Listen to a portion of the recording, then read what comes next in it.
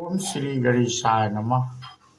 मित्रों, आज इस वीडियो के माध्यम से हम बात करेंगे भक्ति योग का तत्व, सत्संग और भगवत भक्तों के लक्षण, अध्याय 4 के बारे में जानकारी साझा करेंगे। इस वीडियो के माध्यम से हम लोगों को चाहिए कि शास्त्रों का अनुशीलन करके सत्संग का प्रभाव समझें और सत्संग के अनुसार सत्पुरुषों के संग का लाभ उठाएं, क्योंकि मनुष्य जैसा संग करता है वैसा ही बन जाता है। लोकोक्त प्रसिद्धि है, जैसा करें संग वैसा चढ़े रंग। और देखने में भी आता है कि मनुष्य योगी के संग से योगी, भोगी के संग से भोगी और रोगी के संग से रोगी हो जाता है।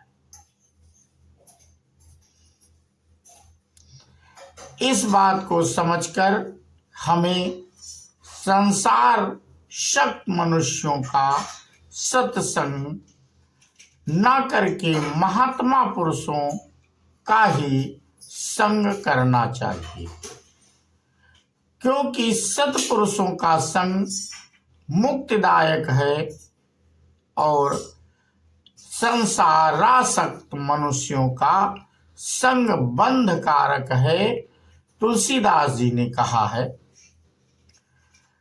सत्संग अपवर्ग कर कामी भव कर पंथ, कहीं संत कवि को विद श्रुति पुराण सद प्रंथ।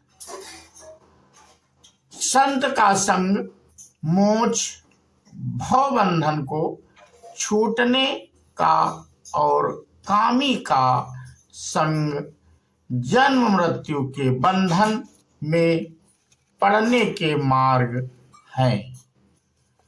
संत ज्ञानी और पंडित तथा वेद पुराण आदि सभी सद्ग्रंथ ऐसी ही बात करते हैं,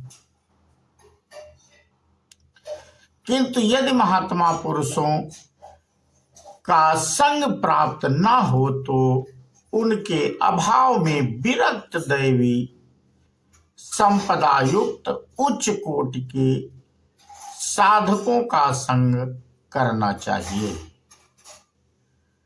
श्रद्धा भक्ति पूर्वक साधन करते हुए उनका संग करने से भी बहुत लाभ होता है, क्योंकि वीतराग पुरुषों के मरण से वैराग्य के भाव जागृत होते हैं और मन की एकाग्रता हो जाती है। श्री पातंजल योग दर्शन में बतलाया गया है, जिन पुरुषों को कि आसक्ति सर्वथा नष्ट हो गई है, ऐसे विरक्त पुरुषों को ध्येय बनाकर अभ्यास करने वाला व्यक्ति स्थिर चित्त हो जाता है। जो उच्च कोटि के वीतराग साधु महात्मा होते हैं, उनके लिए त्रिलोकी का ऐश्वर्य भी धूल के समान होता है। वे मान बढ़ाई, प्रतिष्ठा, कलंक समझते हैं, इसलिए वे ना अपने पैर पुजवाते हैं और ना अपने पैरों की धूल किसी को देते हैं और ना पैरों का जल ही। ना वे अपना फोटो पुजवाते हैं और ना मान पत्र हो ही लेते हैं। वे अपनी कीर्ति कभी नहीं चाहते, बल्कि जहाँ कीर्ति होती है वहाँ ठहरते ही नहीं। फिर अपनी आरती उतरवाने और लोगों को उच्छिष्ट खिलाने की तो बात ही क्या है। यदि ऐसे विरक्त महापुरुषों का संग ना प्राप्त हो तो मनुष्यों को चाहिए कि दुष्ट पुरुषों का संग तो कभी ना करें। दुष्ट पुरुषों के लक्षणों का वर्णन करते हुए तुलसीदास जी ने लिखा है, सुनहु वसंतन केर स्वभाऊ, भूलहु संगति करी न काऊ। तिनकर संग सदा दुखदाई, जिमि कपिलहि घालहि हरहाई। खलन हृदय अति ताप बिसेखी, जरहि सदा पर संपत्ति देखी। जहाँ कहूँ निंदा मुनि सुनहि पराई, हर सही मनहु परिनिधि पाई। काम क्रोध मद लोभ परायण, निर्दय कपटी कुलीन मलायन। बयरु अकारन सब काहू सो, जो करहित अनुहित ताहू सो। परद्रोही परदार रत, पर धन पर अपवाद। ते नर पावर पाप में, देह धरे मनुजात। मातु पिता गुरु विप्र न मानहि, आप गए अपघालहि आनहि। करहि मोह बस दो द्रोह परावा, संत संग हरि कथा न भावा। अवगुण सिंधु मंद मति कामी, वेद विदूषक पर धन स्वामी। विप्र दे द्रोह कर द्रोह बिसेखा, दंभ कपट जिय धरे सुवेशा। ऐसे अधम मनुज खल कृत जुग त्रेता नाहि, द्वापर कछकु वृंद बहु, हुई है कल जुग माही। अब संतों, दुष्टों को का स्वभाव सुनो। कभी भूल कर भी उनकी संगत नहीं करनी चाहिए। उनका संग उसी प्रकार सदा दुख देने वाला होता है, जैसे हर आई यानी बुरे स्वभाव की गाय कपिला अच्छे स्वभाव वाली सीधी और दुधार गाय को अपने संग से नष्ट कर डालती है। दुष्टों के हृदय में बहुत अधिक संताप होता है। वे पराई संपत्ति सुख देखकर सदा जलते रहते। वे जहां कहीं दूसरे की निंदा सुन लेते हैं, वहां ऐसे हर्षित होते हैं मानो रास्ते में पड़ा खजाना मिल गया। वे काम क्रोध और लोभ के परायण तथा निर्दयी कपटी कुटिल पापों के घर होते हैं। वे बिना ही कारण सब किसी से बैर किया करते हैं, जो उनके साथ भलाई करता है उसका भी अपकार करते हैं।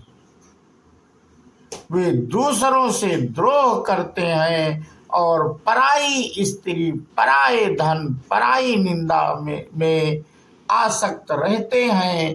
वे पामर और पापमय मनुष्य नर शरीर धारण किए हुए राक्षस ही हैं।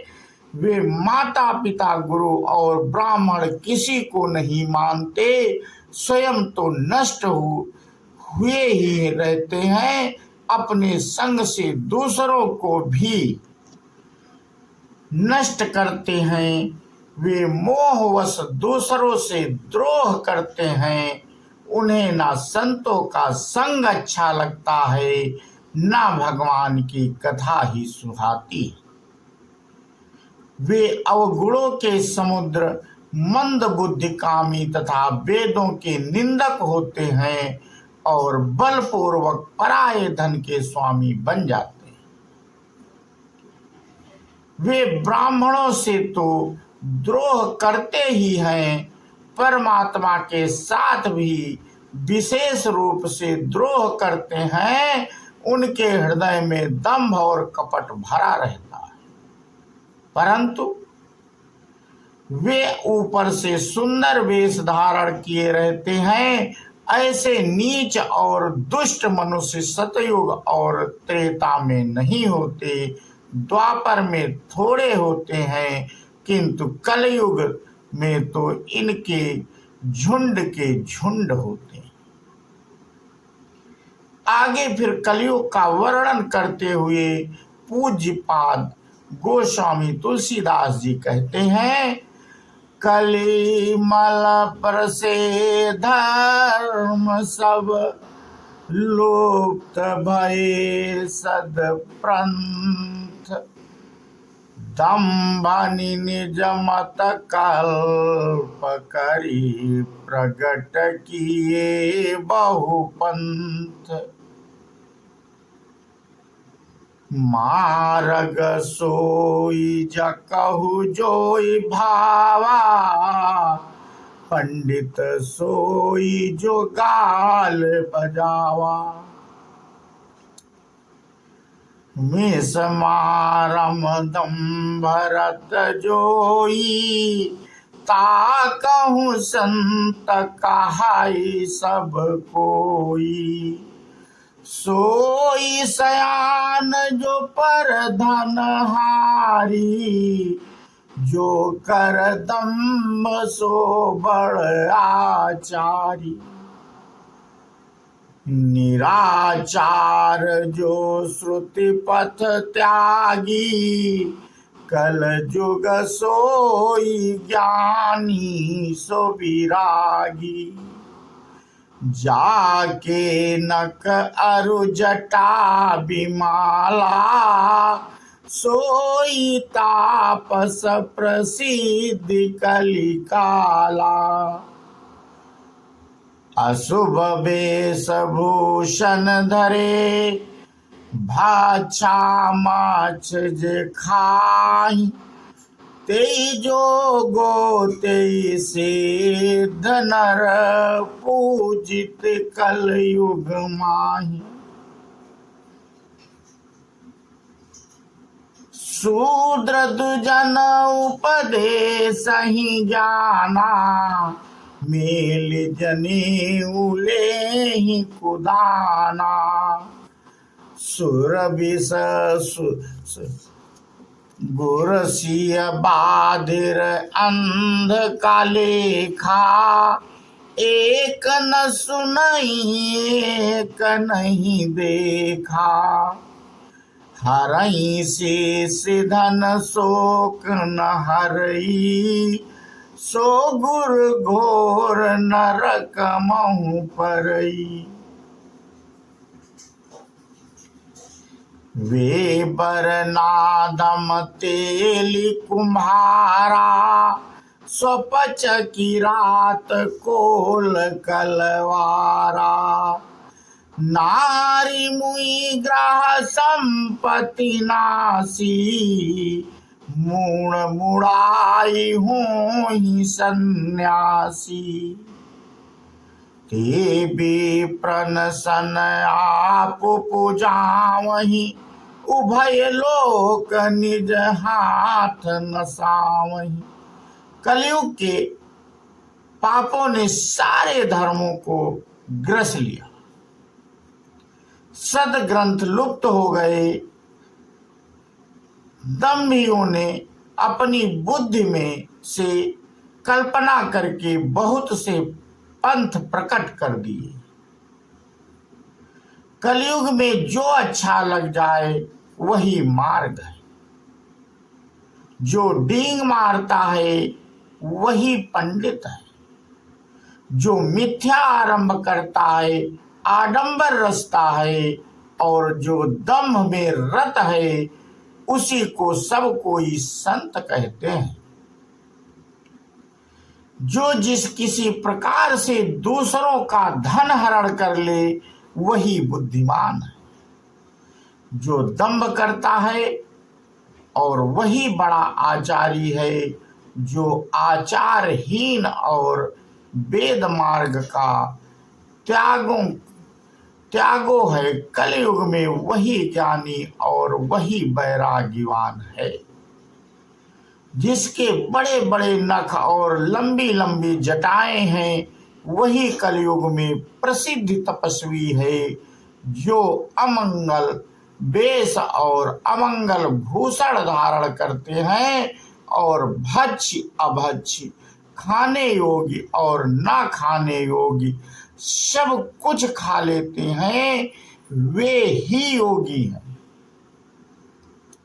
वे ही सिद्ध हैं और वे ही मनुष्य कलयुग में पूज्य हैं। शूद्र ब्राह्मणों को ज्ञानोपदेश करते हैं और गले में जनेऊ डालकर कुत्सित दान लेते हैं। गुरु और शिष्य क्रमशः अंधे और बहरे के समान होते हैं। एक शिष्य गुरु के उपदेशों को सुनता नहीं, दूसरा गुरु देखना नहीं, ज्ञान दृष्टि से हीन है। जो गुरु शिष्य का धन तो हर लेता है पर शोक नहीं मिटा सकता, वह घोर नरक में पड़ता है। तेली, कुम्हार, चंडाल, भील, कोल और कलवार आदि जो वर्ण में नीचे हैं वे स्त्री के मरने पर अथवा घर की संपत्ति नष्ट हो जाने पर सिर मुड़ाकर सन्यासी हो जाते। वे अपने को ब्राह्मणों से पुजवाते हैं, जिससे अपने ही हाथों इस लोक और परलोक दोनों को नष्ट करते। सुना और देखा भी जाता है कि आजकल दंभी लोग भक्त, साधु, ज्ञानी, योगी और महात्मा सजकर अपने नाम का जप और अपने स्वरूप का ध्यान करवाते हैं तथा अपने पैरों का जल पिलाकर एवं अपना जूठन खिलाकर अपना और लोगों का धर्म भ्रष्ट करते हैं। ऐसे दंभी मनुष्यों से सब लोगों को सदा सावधान रहना चाहिए, क्योंकि ऐसे पुरुषों के संग से मनुष्य में दुर्गुण दुराचारी की वृद्धि होती है और परिणामतः उसका पतन हो जाता है। इसके विपरीत जिस पुरुष के दर्शन, भाषण, वार्तालाप और संग से हमारे अंदर गीता के 16वें अध्याय के पहले से तीसरे श्लोक तक बतलाए हुए हैं, सतगुण सदाचार रूप दैव संपदा के लक्षण प्रकट हों और भगवान की भक्ति का उदय हो, उसे दैवी संपदा युक्त उच्च कोटि का साधक भगवत भक्त समझना चाहिए। ऐसे साधक भक्तों के लक्षण गीता के 9वें अध्याय के 13वें व 14वें श्लोक में इस प्रकार बतलाए गए। महात्मानस्तु मा पार्थ दैवी प्रकृतिमाश्रिताः भञ्जन्ति नन्निमनसो ज्ञात्वा भूलादिनि व्ययम्।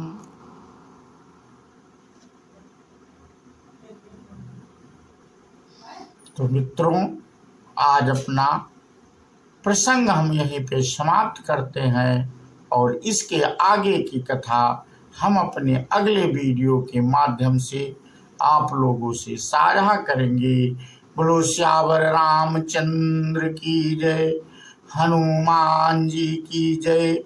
जय हिंद, जय भारत, वंदे मातरम।